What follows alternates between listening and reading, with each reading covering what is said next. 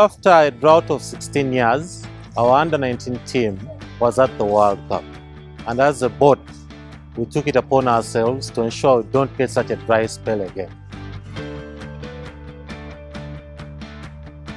Our idea was to make sure that we have content that engages the fans.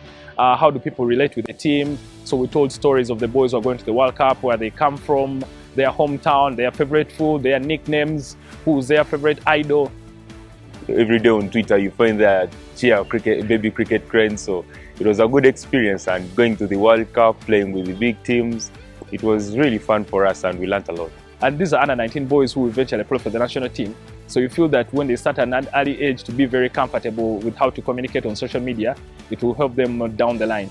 About 45% of Ugandans and Africans are under 19 years. These are tech-savvy people. These are people who are always on their phones.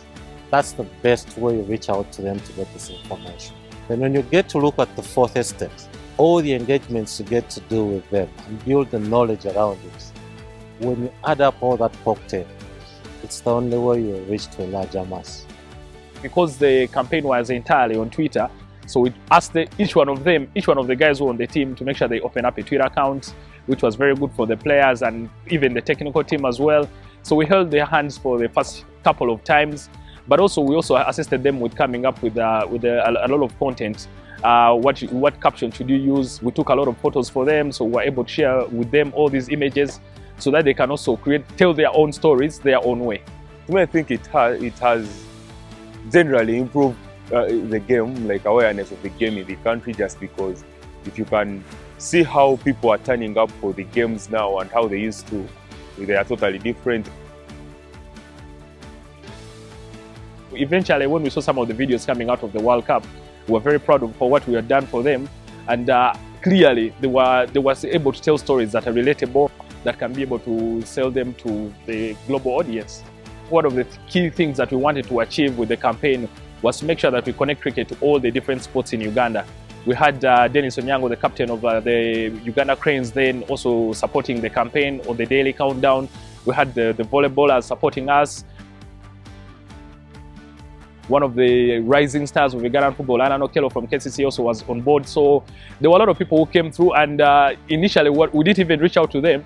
But when they saw the campaign was trending on social media, they were like, hey, how can I be part of this, and how can I be able to support the boys in the West Indies in the World Cup? I think the boys also felt the love, and they put in one of the best performances of Uganda at the Under-19 World Cup. It was a good experience for us, especially to play against India. We lost to India by a big margin, but the best thing is India again went on to win World Cup, so we lost to the champions of that competition, which was a good experience. Even us rubbing shoulders with them, it was a good experience. We were the underdogs in the tournament, so there was nothing big expected from us, though we knew our abilities. So it was all about us doing the processes right and trusting the process. And if we trust the processes, results will always favor us. It's actually humbling. For us, when we set out, we weren't looking for an award, but along the way, when you get recognized, I think it's more invigorating, and it pushes everyone to do more. We just wanted to make sure that for this generation of cricketers is well celebrated for the amazing feat that they have done for themselves and for Uganda as well.